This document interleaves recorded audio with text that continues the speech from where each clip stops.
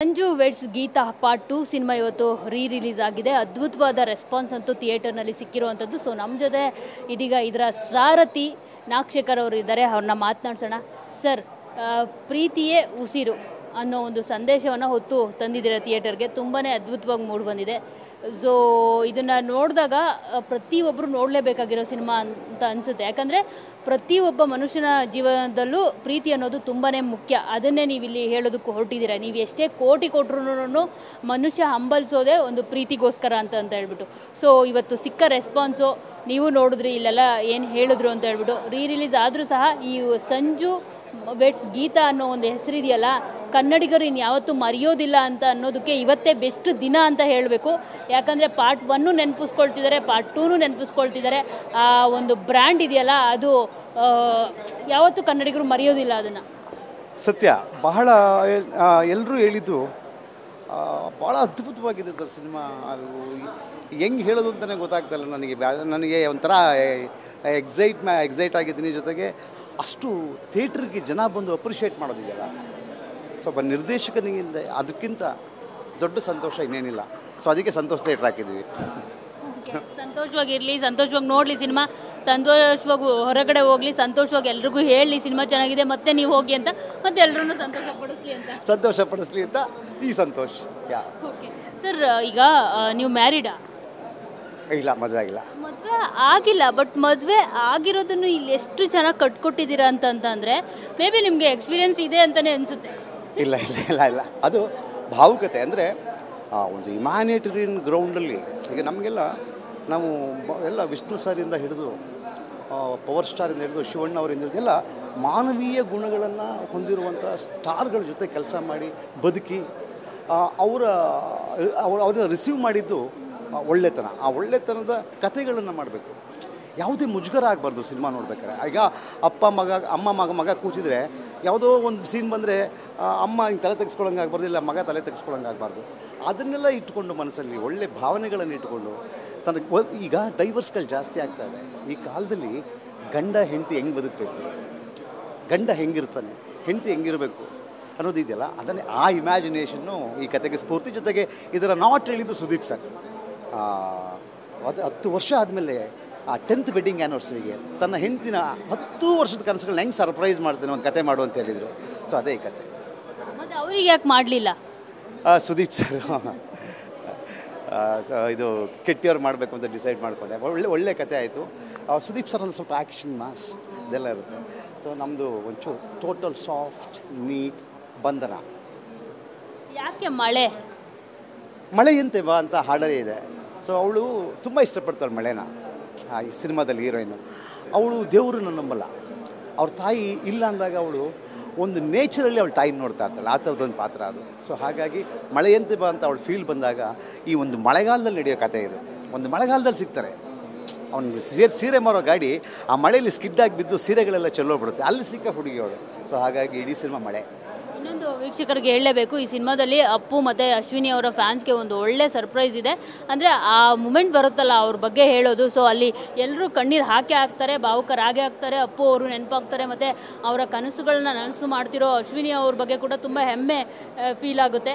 So ಒಂದು ಅದ್ಭುತವಾದ ಲೈನನ್ನು ಎಂಡಿಂಗಲ್ಲಿ ತುಂಬ ಅದ್ಭುತವಾಗಿ ಜೋಡಿಸಿದ್ದೀರಾ ಸರ್. ಅಂದರೆ ಸಿಂಕ್ ಆಗುತ್ತೆ, ಮೇಯ್ನಾಗಿ ಸಿಂಕ್ ಆಗುತ್ತೆ, ಕಣ್ಣೀರು ಬರುತ್ತೆ. So may be Appu fans ಎಲ್ಲರೂ ನೋಡಲೇಬೇಕಾದಂಥ ಸಿನಿಮಾ ಅಂತ ಅನಿಸುತ್ತೆ ಆ ಒಂದು ಲೈನ್ಗೋಸ್ಕರ. ಯಾಕಂದರೆ ಪರಮಾತ್ಮ ಸಿನಿಮಾದಲ್ಲಿ ಅವರಿಬ್ಬರು ಜೋಡಿ ಇದೆಯಲ್ಲ, ಲಾಸ್ಟ್ ಎಂಡಿಂಗಲ್ಲಿ ಆ ಲೈನ್ ಇದೆಯಲ್ಲ, ಆ ಲೈನ್ ಇವತ್ತಿಗೂ ಕೂಡ ಎಲ್ಲರೂ ಹಂಟ್ ಮಾಡುತ್ತೆ, ಇವತ್ತಿಗೂ ಕೂಡ ವೈರಲ್ ಆಗ್ತಾ ಇರುತ್ತೆ. ಅದರಲ್ಲೊಂದು ಮೆಸೇಜ್ ಇದೆ ಆ ಲೈನಲ್ಲಿ. ಅದೇ ಥರ ನೀವು ಇಲ್ಲಿ ಎಂಡಿಂಗಲ್ಲಿ ಒಂದು ಆ ಥರದ್ದೊಂದು ಅಪ್ಪು ಅವ್ರಿಗೆ ಒಂದು ಮೆಸೇಜ್ ಕೊಟ್ಟಿದ್ದೀರ. ತುಂಬಾ ಅದ್ಭುತವಾಗಿದೆ. Thank you. ಈ ಸಿನಿಮಾನ ಆ್ಯಕ್ಚುಲಿ ನಾನು ಫಸ್ಟ್ ಟೈಮ್ ಫ್ಲೈಟ್ ಹತ್ತಿಸಿದ್ದೆ ಅಪ್ಪು ಸರ್. ವೀರಕನ್ನಡಿಗೆ ಶೂಟಿಂಗ್ ಮಾಡ್ತಾಯಿದ್ವಿ ಹೈದರಾಬಾದಲ್ಲಿ. ಬಸ್ಸಲ್ಲಿ ಹೋಗ್ಬೇಕಾಗಿತ್ತು. ಹೆಂಗೆ ಹೋಗ್ತಾ ಇದ್ದಾರೆ ನಾಗಶೇಖರ್ ಅಂತ ಕೇಳಿದ್ರು ಮ್ಯಾನೇಜರ್. ಬಸ್ಸಲ್ಲಿ ಹೋಗ್ತಾರೆ ಸರ್ ನೈಟ್ ಅಂದರು. ನಾಗಶೇಖರ್ ದೊಡ್ಡ ಆ್ಯಕ್ಟರ್ ರೀ ಅಂದ್ಬಿಟ್ಟು ಅವ್ರ ದುಡ್ಡಲ್ಲಿ ಫ್ಲೈಟ್ ಟಿಕೆಟ್ ಬುಕ್ ಮಾಡಿಸಿ ನೀನು ಫ್ಲೈಟಲ್ಲಿ ಹೋಗ್ಬೇಕು ಅಂತ ಕಳಿಸಿದ್ರು. ಸೊ ಅಷ್ಟು ಪ್ರೀತಿ ನನ್ನ ಕಂಡ್ರೆ ಅವ್ರಿಗೆ. ಅವ್ರ ಮೇಲೆ ಅಪಾರವಾದ ಗೌರವ ಇದೆ. ಅಪ್ಪು ಸರ್ ಅಂದರೆ ನಾನು ಬಾಸ್ ಅಂತಲೇ ಯಾವಾಗಲೂ. ನಾನು ಇವತ್ತಿಗೂ ನಮ್ಮ ಮನೇಲಿ ಬಾಸ್ ಅಂತ ಹಾಕೊಂಡು ಒಂದು ಫೋಟೋ ಹಾಕ್ಕೊಂಡಿದ್ದೀನಿ. ಸೊ ಹಾಗೆ ಅವರ ಕಾಲವಾದ ದಿನಗಳಲ್ಲಿ ಅಶ್ವಿನಿಯವರು ಅದ್ಯಾವ ಟ್ರಾಮಾಗಿ ಹೋಗಿದ್ರು. ಆ ಎಕ್ಸಾಂಪಲ್ ಇಟ್ಕೊಂಡು ಇಡೀ ಹೆಣ್ಣು ಮಕ್ಕಳಿಗೆ ಎಂಟೈರ್ ಕರ್ನಾಟಕದ ಹೆಣ್ಮಕ್ಳಿಗೆ ಅಂತಾರೆ, ಇಡೀ ಈ ದೇಶದ ಹೆಣ್ಮಕ್ಳಿಗೆ ಒಂದು ಸ್ಥೈರ್ಯ ತುಂಬಬೇಕು ಅನ್ನೋದು ನನ್ನ ಆಸೆ ಇತ್ತು. ಸೊ ಗಂಡ ಇಲ್ಲ ಅಥವಾ ಕಷ್ಟ ಆಗಿದೆ ಅಂತ ಯಾರು ಹೆದರ್ಕೋಬೇಡಿ, ಹಂಚಬೇಡಿ. ಹೆಣ್ಣು ಅಂದರೆ ಒಂದು ಸ್ಟ್ರಾಂಗ್, ಅದು ಒಂದು ಸ್ಟ್ರೆಂತ್, ಅದು ಬಿ ಸ್ಟ್ರೆಂತಿ. ಎಲ್ಲವನ್ನೂ ಚೇಸ್ ಮಾಡಿ ನೋಡಿ. ಫಸ್ಟ್ ರಿಲೀಸ್ ಆದಾಗ ಎಷ್ಟು ಕಷ್ಟ ಬಂತು ನನಗೆ, ಚೇಸ್ ಮಾಡಿ ಬಂದಿದ್ದಕ್ಕೆ ಇವತ್ತು ಸುಖ ನೋಡ್ತಾ ಇದ್ದೀನಿ. ಸೊ ಹಾಗೆ ಕಷ್ಟಗಳನ್ನು ಚೇಸ್ ಮಾಡಿದಾಗ ಸುಖ ಬರುತ್ತೆ ಅಂತ ಹೇಳೋ ಕ್ಲೈಮ್ಯಾಕ್ಸ್ ಅದು. ಸಂಜು ಮತ್ತು ಗೀತಾ ಸೇರಬೇಕು ಅಂತ ಬ್ರಹ್ಮ ಬರ್ದವನೆ, ಆದರೆ ನಾಗಶೇಖರ್ ಅವ್ರು ಬರ್ದಿಲ್ಲ. ನಾನು ಸೇರಿಸಲ್ಲ. ಈಗ ಪಾರ್ಟ್ 3 ಪ್ಲ್ಯಾನ್ ಮಾಡ್ತಾ ಇದ್ದೀನಿ ಇದೆಲ್ಲ ನೋಡಿ. ಸೊ ಪಾರ್ಟ್ 3ಲಿ ಸೇರಿಸ್ಬಿಡೋದ ಅಂತ ಅಂದ್ಕೊಂಡಿದ್ದೀನಿ, ನೋಡೋಣ ಅವಾಗೇನನ್ಸುತ್ತೆ. ಎಸ್, ಅಲ್ಲ ಬ್ರಹ್ಮ ಆ ಥರ ಬರೆದು ನೀವ್ಯಾಕೆ ಅದನ್ನು ಹಾಳು ಮಾಡ್ತಾ ಇದ್ದೀರಾ ಅಂತ ಫ್ಯಾನ್ಸ್ ಡಿಮ್ಯಾಂಡ್ ಮಾಡ್ಬೋದು. ಯಾಕಂದರೆ ಅದ್ಭುತವಾದ ಜೋಡಿ. ರಚಿತಾರಾಮ್ ಅವರಂತೂ ತುಂಬ ಬ್ಯೂಟಿಫುಲ್ಲಾಗಿ ಕಾಣಿಸ್ಕೊಂಡಿದ್ದಾರೆ. ಆ ಮಳೆಯಲ್ಲಿ ಆ ರಚಿತಾರಾಮ್ನ ತುಂಬ ಅದ್ಭುತವಾಗಿ ತೋರಿಸಿದ್ದೀರಾ. ಸೊ ನಿಮ್ಮ ಅಂದರೆ ಸಿನಿಮಾದ ಉಸಿರು ಇವತ್ತಿಲ್ಲಿ ಬಂದಿಲ್ಲ, ಕಾಣಿಸ್ತಿಲ್ಲ. ಸೊ ಯಾಕೆ ಅಂತ? ನಮ್ಮ ಸಿನಿಮಾದ ಉಸಿರು ಕರೆಕ್ಟು. ನಮ್ಮ ಸಿನಿಮಾದ ಲಕ್ಷ್ಮಿ ಅವರು, ಅವರಿಂದ ಲಕ್ಷ್ಮಿ ಬರುತ್ತೆ. ಲಕ್ಷ್ಮಿ ಬಂದಮೇಲೆ ಅವ್ರು ಬರ್ತಾರೆ.